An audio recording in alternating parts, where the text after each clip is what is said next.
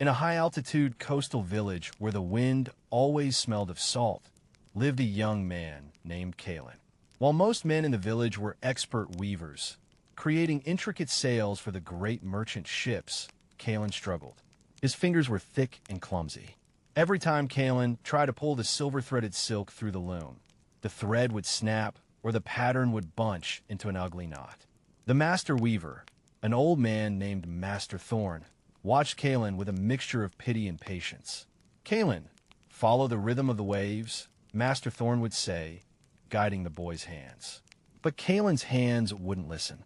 His younger brother, Jace, was already making professional-grade sails, and the other apprentices often whispered when Kaelen ruined another batch of silk.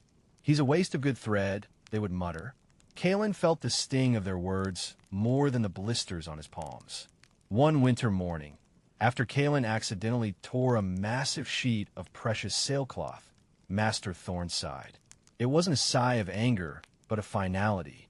"Kaelen," the master said quietly, "perhaps your spirit belongs to the sea or the fields, but it does not belong to the loom. It is better you find your true path elsewhere." Crushed and feeling like a failure, Kaelen packed his small bag and began the long walk toward the lower valley. He felt like a ghost, leaving his own life behind. Halfway down the mountain, Kaelen stopped at a mountain spring to wash his face. As he leaned over the water, he noticed deep, smooth grooves carved into the solid granite basin where the water overflowed. An old traveler was resting nearby, mending a leather boot. Kaelen pointed to the deep channels in the rock. "Who carved these paths into the stone?" Kaelen asked. "It must have taken a giant with a heavy iron chisel." The traveler chuckled, looking at the water. "No giant, Kaelen, just the water.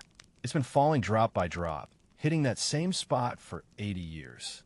The water is soft and the stone is hard, but the water never misses its turn."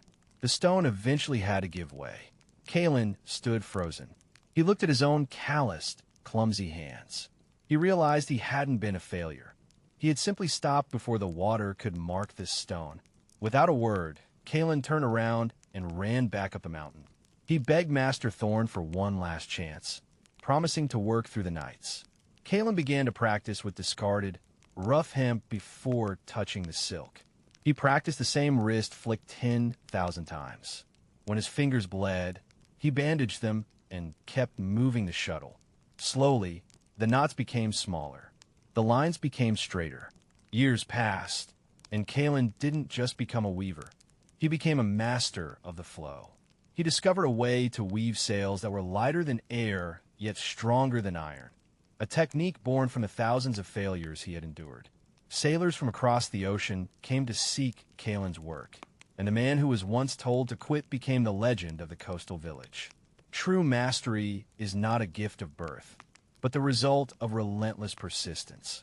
Just as the softest drop of water can reshape the hardest mountain, your consistent efforts will eventually break through any barrier.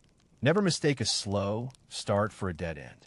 Please subscribe to our channel Stories of Inner Light for more inspiring stories.